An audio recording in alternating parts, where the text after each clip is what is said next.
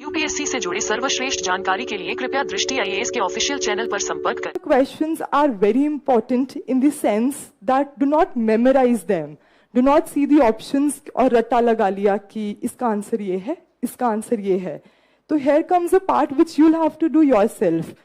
The coaching institutes can guide you really well कि कहाँ से question आया है. But एक जो खुद का instinct होता है ना, एक step आगे जाना. तो वो जो उसके 4 ऑप्शंस हैं विच आर इनकरेक्ट, तो उसको एनालाइज कीजिए, क्योंकि वो अगर पेपर में ऑप्शंस हैं तो it means that topic is also very essential.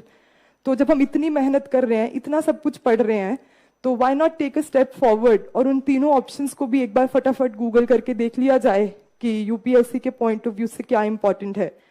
तो I made it a point कि प्रीलिम्स के प्रीवियस ईयर क्वेश्चंस पेपर्स को before the exam I did all the previous year papers starting from 2014, and from the static, specifically the history and geography, I started right from 1990s because history में तो क्या ही change होगा.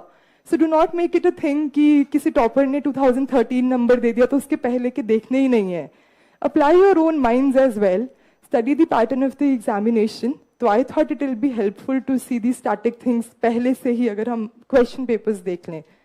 So that was it for the prelims previous year question papers. I hope you got how to analyze them well. Now coming to the mains.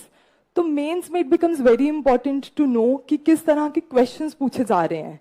और mains is about the analytical thing. It's not to do a lot with the rote learning. तो आप उसको analyze कैसे करते हैं. और newspapers पढ़ने से पहले अगर मेंस के क्वेश्चंस पढ़े होंगे तो यू वुड नो कि एडिटोरियल में से क्या चीज़ इंपॉर्टेंट है और किस तरह के क्वेश्चंस जो एडिटोरियल में आ रहे हैं, जो एडिटोरियल में है और जो पेपर में पूछे जा रहे हैं, उन दोनों का कॉम्बिनेशन कैसे सही बिठाया जाए. क्योंकि many a times what happens is specifically when you are just into the start of your preparation phase, you tend to note down a lot of things कि ये भी इंपॉर्टेंट है, ये भी इंपॉर्टेंट है. तो क्या एक्चुअल में इंपॉर्टेंट है वो जब प्रीवियस ईयर क्वेश्चन पेपर्स आप देखेंगे तभी आपको क्लियर होगा. तो इसलिए वो बहुत इंपॉर्टेंट हो जाते हैं.